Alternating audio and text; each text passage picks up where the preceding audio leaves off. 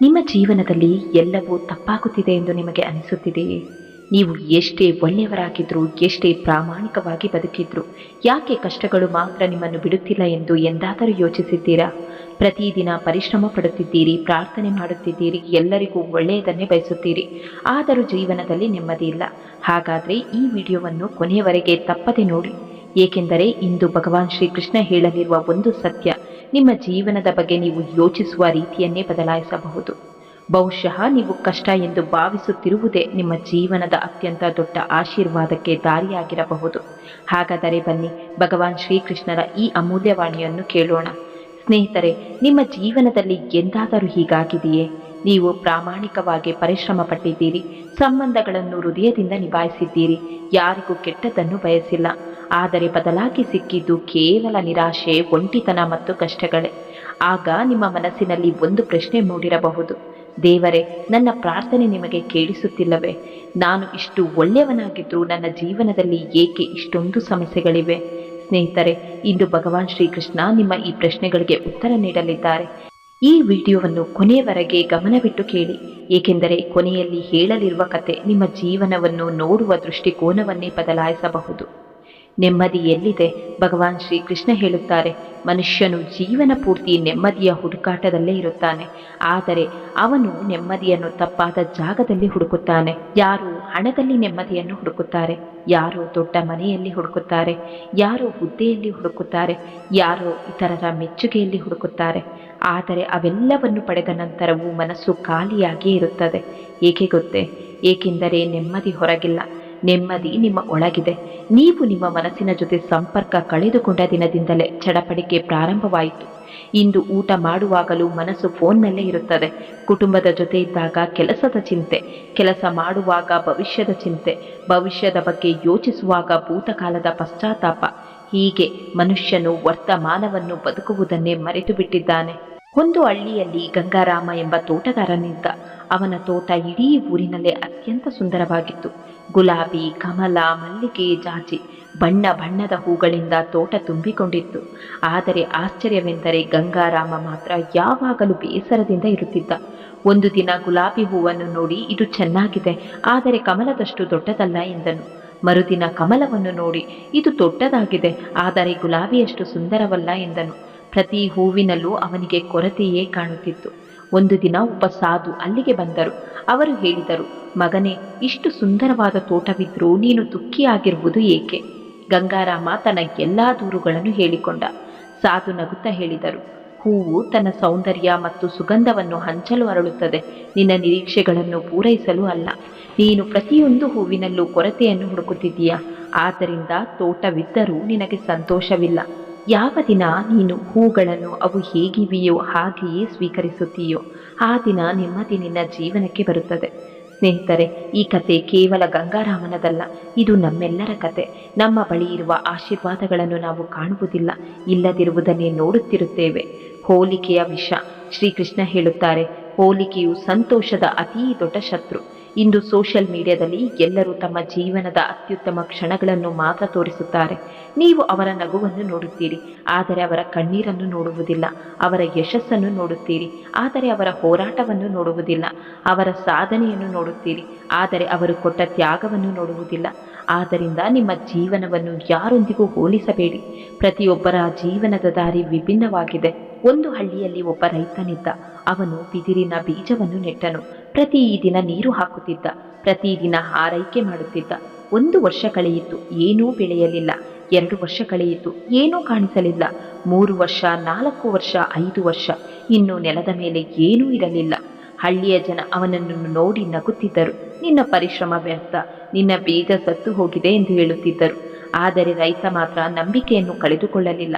5ನೇ ವರ್ಷದ ನಂತರ ಏಕಾಏಕಿ ಬಿದಿರು ನೆಲವನ್ನು ಚೀರಿ ಹೊರಬಂತು. ಕೆಲವೇ ವಾರಗಳಲ್ಲಿ ಅದು ಹಲವಾರು ಅಡಿ ಎತ್ತರಕ್ಕೆ ಬೆಳೆಯಿತು. ಸ್ನೇಹಿತರೆ, ಆ 5 ವರ್ಷಗಳಲ್ಲಿ ಬಿದಿರು ಬೆಳೆಯಲೇ ಇಲ್ಲವೇ? ಬೆಳೆದಿತ್ತು, ಆದರೆ ಅದು ನೆಲದ ಕೆಳಗೆ ತನ್ನ ಬೇರುಗಳನ್ನು ಬಲಪಡಿಸಿಕೊಳ್ಳುತ್ತಿತ್ತು. ಅದೇ ರೀತಿ ನಿಮ್ಮ ಜೀವನದಲ್ಲೂ ಕೆಲವೊಮ್ಮೆ ಫಲಿತಾಂಶ ಕಾಣಿಸುವುದಿಲ್ಲ, ಆದರೆ ದೇವರು ನಿಮ್ಮನ್ನು ದೊಡ್ಡ ಸಾಧನೆಗೆ ಸಿದ್ಧಗೊಳಿಸುತ್ತಿರುತ್ತಾರೆ. ಆದ್ದರಿಂದ ತಾಳ್ಮೆ ಕಳೆದುಕೊಳ್ಳಬೇಡಿ. ಶ್ರೀಕೃಷ್ಣ ಹೇಳುತ್ತಾರೆ, ಅಪೂರ್ಣ ಕೆಲಸಗಳು ಮನಸ್ಸಿನ ಶಾಂತಿಯನ್ನು ಕದಿಯುತ್ತವೆ. ನೀವು ಒಂದು ಕೆಲಸ ಆರಂಭಿಸುತ್ತೀರಿ, ಮಧ್ಯದಲ್ಲಿ ಇನ್ನೊಂದು ಕೆಲಸ, ನಂತರ ಮೂರನೆಯದು, ಹೀಗೆ ಮನಸ್ಸು ತುಂಡು ತುಂಡಾಗುತ್ತದೆ. ಶಾಂತಿ ಬೇಕಾದರೆ ಒಂದು ಸಮಯದಲ್ಲಿ ಒಂದು ಕೆಲಸ ಮಾಡಿ, ಅದನ್ನು ಪೂರ್ಣಗೊಳಿಸಿ, ನಂತರ ಮುಂದಿನ ಕೆಲಸಕ್ಕೆ ಹೋಗಿ. ಇದರಿಂದ ಮನಸ್ಸು ಸ್ಥಿರವಾಗುತ್ತದೆ. ಒಂದು ನದಿಯ ದಡದಲ್ಲಿ ರಾಘವ ಎಂಬ ದೋಣಿಗಾರನಿದ್ದನು. ಪ್ರತಿದಿನ ಜನರನ್ನು ನದಿಯ ಒಂದು ದಡದಿಂದ ಮತ್ತೊಂದು ದಡಕ್ಕೆ ಕರೆದೊಯ್ಯುವುದು ಅವನ ಕೆಲಸವಾಗಿತ್ತು. ಒಂದು ದಿನ ಒಬ್ಬ ಪ್ರಯಾಣಿಕ ಅವನ ದೋಣಿಯಲ್ಲಿ ಕುಳಿತನು. ಪ್ರಯಾಣದ ಸಮಯದಲ್ಲಿ ಅವನು ನಿರಂತರವಾಗಿ ದೂರು ನೀಡುತ್ತಲೇ ಇದ್ದ. ನನ್ನ ಭೂತಕಾಲ ತುಂಬ ಕೆಟ್ಟದಾಗಿತ್ತು. ನನ್ನಿಂದ ಅನೇಕ ತಪ್ಪುಗಳು ಆಗಿವೆ. ಭವಿಷ್ಯದಲ್ಲಿ ಏನಾಗುತ್ತದೋ ಗೊತ್ತಿಲ್ಲ. ನನ್ನ ಜೀವನ ಹಾಳಾಗಿ ಬಿಡಬಹುದು. ಹೀಗೆ ಅವನು ಒಂದೇ ಸಮಯ ಮಾತನಾಡುತ್ತಲೇ ಇದ್ದ. ರಾಘವ ಶಾಂತವಾಗಿ ದೋಣಿ ಓಡಿಸುತ್ತಿದ್ದ. ಸ್ವಲ್ಪ ಹೊತ್ತಿನ ನಂತರ ಅವನು ಪ್ರಯಾಣಿಕನಿಗೆ ಹೇಳಿದ, ಸ್ನೇಹಿತನೇ, ನೀನು ಈ ದೋಣಿಯಲ್ಲಿ ಕುಳಿತಿದ್ದೀಯಾ, ಆದರೆ ನಿನ್ನ ಮನಸ್ಸು ಎಲ್ಲಿದೆ? ಪ್ರಯಾಣಿಕ ಹೇಳಿದ, ಒಮ್ಮೆ ಭೂತಕಾಲದಲ್ಲಿ, ಮತ್ತೊಮ್ಮೆ ಭವಿಷ್ಯದಲ್ಲಿ. ರಾಘವ ನಗುತ್ತಾ ಹೇಳಿದ, ಅದೇ ನಿನ್ನ ಸಮಸ್ಯೆ. ಈ ದೋಣಿ ನದಿಯನ್ನು ದಾಟಬೇಕಾದರೆ ಅದು ನೀರಿನ ಮೇಲೆ ಇರಬೇಕು. ಆದರೆ ನೀನು ನಿನ್ನ ಮನಸ್ಸನ್ನು ಭೂತಕಾಲ ಮತ್ತು ಭವಿಷ್ಯದ ಅಲೆಗಳಲ್ಲಿ ಮುಳುಗಿಸಿದ್ದೀಯ. ದೋಣಿಯು ಒಂದು ಕಡೆ ಹಳೆಯ ದಡವನ್ನು ಹಿಡಿದುಕೊಂಡು ಮತ್ತೊಂದು ಕಡೆ ಹೊಸ ದಡದ ಭಯದಲ್ಲಿ ನಿಂತರೆ ಎಂದಿಗೂ ಮುಂದೆ ಸಾಗಲಾರದು. ಅದು ಹಳೆಯ ದಡವನ್ನು ಬಿಡಬೇಕು, ಮತ್ತೆ ಮುಂದಿರುವ ದಿಕ್ಕಿನ ಮೇಲೆ ಗಮನ ಹರಿಸಬೇಕು. ಈ ಮಾತು ಕೇಳಿ ಪ್ರಯಾಣಿಕನ ಕಣ್ಣುಗಳು ತೆರೆದವು. ಅವನಿಗೆ ಮೊದಲ ಬಾರಿಗೆ ಅರ್ಥವಾಯಿತು, ತನ್ನ ದುಃಖಕ್ಕೆ ಕಾರಣ ಪರಿಸ್ಥಿತಿಗಳಲ್ಲ, ತನ್ನ ಆಲೋಚನೆಗಳೇ ಎಂದು. ಸ್ನೇಹಿತರೆ, ಈ ಕಥೆ ನಮಗೆ ಒಂದು ಮಹತ್ವದ ಪಾಠ ಕಲಿಸುತ್ತೆ. ನಾವು ಬಹುತೇಕ ಸಮಯವನ್ನು ಎರಡು ಜಾಗಗಳಲ್ಲಿ ಕಳೆಯುತ್ತೇವೆ. ಒಂದು ಮರಳಿ ಬಾರದ ಭೂತಕಾಲ, ಇನ್ನೊಂದು ಇನ್ನು ಬಂದೇ ಇಲ್ಲದ ಭವಿಷ್ಯ. ಆದರೆ ವರ್ತಮಾನದಲ್ಲಿ ಬದುಕಲು ಮಾತ್ರ ಮರೆತು ಬಿಡುತ್ತೇವೆ. ಶ್ರೀಕೃಷ್ಣ ಹೇಳುತ್ತಾರೆ, ಯಾವ ಮನಸ್ಸು ವರ್ತಮಾನದಲ್ಲಿ ಸ್ಥಿರವಾಗಿರುತ್ತದೋ ಅದೇ ಮನಸ್ಸು ಶಾಂತವಾಗಿರುತ್ತದೆ. ನಿಮ್ಮ ಜೀವನದಲ್ಲಿ ಏನೇ ನಡೆಯುತ್ತಿರಲಿ, ಈ ಕ್ಷಣವನ್ನು ಪೂರ್ಣವಾಗಿ ಬದುಕಲು ಕಲಿಯಿರಿ. ನಿಮ್ಮ ಹತ್ತಿರ ಇರುವ ಜನರನ್ನು ಪ್ರೀತಿಸಿ, ನಿಮ್ಮ ಬಳಿ ಇರುವ ಅವಕಾಶಗಳಿಗೆ ಕೃತಜ್ಞರಾಗಿರಿ ಮತ್ತು ದೇವರು ನೀಡಿರುವ ಜೀವನವನ್ನು ಸಂತೋಷದಿಂದ ಸ್ವೀಕರಿಸಿ. ನೆಮ್ಮದಿಯ 3 ರಹಸ್ಯಗಳು. ಭಗವಾನ್ ಶ್ರೀಕೃಷ್ಣ ಹೇಳುತ್ತಾರೆ, ಒಂದು ವೇಳೆ ನಿಜವಾದ ನೆಮ್ಮದಿ ಬೇಕಾದರೆ 3 ವಿಷಯಗಳನ್ನು ಜೀವನದಲ್ಲಿ ಅಳವಡಿಸಿಕೊಳ್ಳಿ. ಮೊದಲನೆಯದು ಸ್ವೀಕಾರ. ನಿಮ್ಮ ಜೀವನದಲ್ಲಿ ಇರುವುದನ್ನು ಸ್ವೀಕರಿಸಿ. ಪ್ರತಿ ವಿಷಯವೂ ನಿಮ್ಮ ಇಚ್ಛೆಯಂತೆ ನಡೆಯುವುದಿಲ್ಲ, ಆದರೆ ನಡೆಯುವ ಪ್ರತಿಯೊಂದು ವಿಷಯವೂ ನಿಮ್ಮ ಬೆಳವಣಿಗೆಗಾಗಿ ನಡೆಯುತ್ತದೆ. ಎರಡನೆಯದು ಕೃತಜ್ಞತೆ. ಪ್ರತಿದಿನ ಬೆಳಗ್ಗೆ ಎದ್ದಾಗ ದೇವರಿಗೆ ಧನ್ಯವಾದ ಹೇಳಿ, ಯಾಕೆಂದರೆ ಲಕ್ಷಾಂತರ ಜನರಿಗೆ ಸಿಗದ ಅನೇಕ ಆಶೀರ್ವಾದಗಳು ನಿಮ್ಮ ಜೀವನದಲ್ಲಿದೆ. ಮೂರನೆಯದು ಸಮರ್ಪಣೆ. ನಿಮ್ಮ ಕರ್ಮವನ್ನು ಸಂಪೂರ್ಣ ಪ್ರಾಮಾಣಿಕತೆಯಿಂದ ಮಾಡಿ, ಆದರೆ ಫಲಿತಾಂಶವನ್ನು ದೇವರ ಕೈಗೆ ಬಿಡಿ. ಯಾವಾಗ ನೀವು ಫಲದ ಚಿಂತೆಯನ್ನು ಬಿಡುತ್ತೀರೋ ಆಗ ಮನಸ್ಸು ಹಗುರವಾಗುತ್ತದೆ. ಸ್ನೇಹಿತರೆ, ನಮ್ಮ ಜೀವನದಲ್ಲಿ ನಾವು ಯಾವಾಗಲೂ ಒಂದು ಹೆಜ್ಜೆ ಮುಂದಿನದನ್ನೇ ಯೋಚಿಸುತ್ತಾ ಓಡುತ್ತಿರುತ್ತೇವೆ ಅಲ್ವಾ? ಭಗವಾನ್ ಶ್ರೀಕೃಷ್ಣರು ಭಗವದ್ಗೀತೆಯಲ್ಲಿ ಒಂದು ಅದ್ಭುತವಾದ ಮಾತು ಹೇಳಿದ್ದಾರೆ. ಸಂತೋಷ ಮತ್ತು ನೆಮ್ಮದಿ ಎಂಬುವುದು ಎಲ್ಲೋ ಭವಿಷ್ಯದಲ್ಲಿ ಸಿಗುವ ವಸ್ತುವಲ್ಲ, ಅದು ಇದೇ ಕ್ಷಣದಲ್ಲಿ ನಿಮ್ಮ ಒಳಗೆಯೇ ಅಡಗಿದೆ. ಆದರೆ ನಾವೇನು ಮಾಡುತ್ತಿದ್ದೇವೆ ಗೊತ್ತಾ? ಆ ಸಂತೋಷವನ್ನು ನಮ್ಮೊಳಗೆ ಹುಡುಕುವುದನ್ನು ಬಿಟ್ಟು ಹೊರಗಿನ ಪ್ರಪಂಚದಲ್ಲಿ ಹುಡುಕುತ್ತಿದ್ದೇವೆ. ಒಮ್ಮೆ ನಿಮ್ಮ ಬಾಲ್ಯವನ್ನು ನೆನಪಿಸಿಕೊಳ್ಳಿ. ನಾವು ಚಿಕ್ಕವರಿದ್ದಾಗ ಅಂದುಕೊಳ್ಳುತ್ತಿದ್ದೆವು, ದೊಡ್ಡವರಾದರೆ ಎಷ್ಟು ಚೆನ್ನಾಗಿರುತ್ತೆ, ಸ್ವತಂತ್ರವಾಗಿ ಸಂತೋಷವಾಗಿರಬಹುದು ಎಂದು.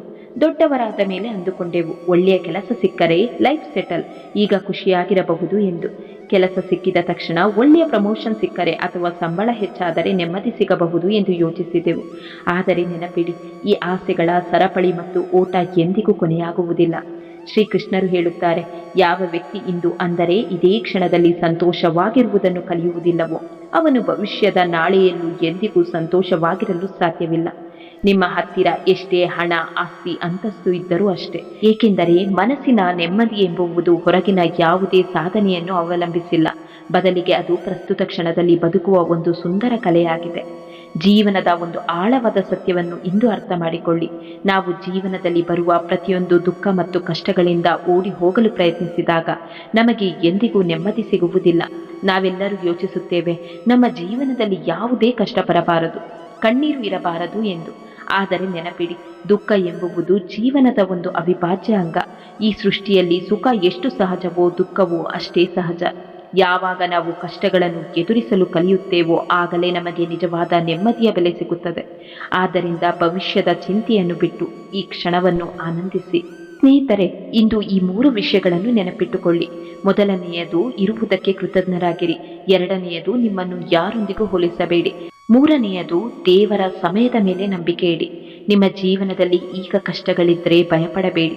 ಬಹುಶಃ ನಿಮ್ಮ ಬೇರುಗಳು ಬಲವಾಗುತ್ತಿರಬಹುದು. ಬಹುಶಃ ದೇವರು ನಿಮ್ಮನ್ನು ದೊಡ್ಡ ಆಶೀರ್ವಾದಕ್ಕೆ ಸಿದ್ಧಪಡಿಸುತ್ತಿರಬಹುದು. ಭಗವಾನ್ ಶ್ರೀಕೃಷ್ಣ ಹೇಳುತ್ತಾರೆ, ತಾಳ್ಮೆಯಿಂದಿರು, ನಂಬಿಕೆಯಿಂದಿರು, ನಾನು ನಿನ್ನ ಜೊತೆಯಲ್ಲಿದ್ದೇನೆ. ನೀನು ಇಂದು ಅಳುತ್ತಿರುವ ಸ್ಥಳದಲ್ಲೇ ನಾಳೆ ಗೆಲ್ಲುವೆ. ನೀನು ಇಂದು ಸೋತಿರುವ ಸ್ಥಳದಲ್ಲೇ ನಾಳೆ ಗೆಲ್ಲುವೆ. ನೀನು ಇಂದು ಕಾಯುತ್ತಿರುವ ಸ್ಥಳದಲ್ಲೇ ನಾಳೆ ಅದ್ಭುತವನ್ನು ನೋಡುವೆ. ಸ್ನೇಹಿತರೆ, ಈ ವಿಡಿಯೋದಿಂದ ಒಂದು ವಿಷಯವನ್ನು ಮಾತ್ರ ನೆನಪಿಟ್ಟುಕೊಳ್ಳಿ. ನೆಮ್ಮದಿಯು ಹಣದಲ್ಲಿ ಇಲ್ಲ, ನೆಮ್ಮದಿಯು ಹುದ್ದೆಯಲ್ಲಿ ಇಲ್ಲ, ನೆಮ್ಮದಿಯು ಇತರರನ್ನು ಮೀರಿಸುವುದರಲ್ಲಿ ಇಲ್ಲ. ನೆಮ್ಮದಿಯು ನಿಮ್ಮ ಮನಸ್ಸಿನೊಳಗೆ ಇದೆ. ನಿಮ್ಮ ದೃಷ್ಟಿಯನ್ನು ಬದಲಾಯಿಸಿ, ಹೋಲಿಕೆಯನ್ನು ಬಿಡಿ, ಭೂತಕಾಲವನ್ನು ಬಿಡಿ, ಭವಿಷ್ಯದ ಭಯವನ್ನು ಬಿಡಿ ಮತ್ತು ಈ ಕ್ಷಣವನ್ನು ಸಂಪೂರ್ಣವಾಗಿ ಬದುಕಲು ಪ್ರಾರಂಭಿಸಿ. ಭಗವಾನ್ ಶ್ರೀಕೃಷ್ಣ ಹೇಳುತ್ತಾರೆ, ಯಾರು ತಮ್ಮ ಮನಸ್ಸನ್ನು ಜಯಿಸುತ್ತಾರೋ ಅವರು ಇಡೀ ಜಗತ್ತನ್ನೇ ಜಯಿಸುತ್ತಾರೆ.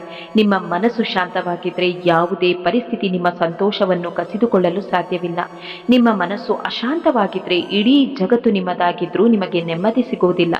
ಆದ್ದರಿಂದ ನಿಮ್ಮ ಮನಸ್ಸನ್ನು ದೇವರ ಮೇಲೆ, ನಿಮ್ಮ ಕರ್ಮದ ಮೇಲೆ ಮತ್ತು ಈ ಕ್ಷಣದ ಮೇಲೆ ಕೇಂದ್ರೀಕರಿಸಿ. ನೆಮ್ಮದಿಯು ನಿಮ್ಮನ್ನು ಹುಡುಕುತ್ತಾ ತಾನಾಗಿಯೇ ಬರುತ್ತದೆ. ಜೈ ಶ್ರೀ ರಾಧೇ ಕೃಷ್ಣ.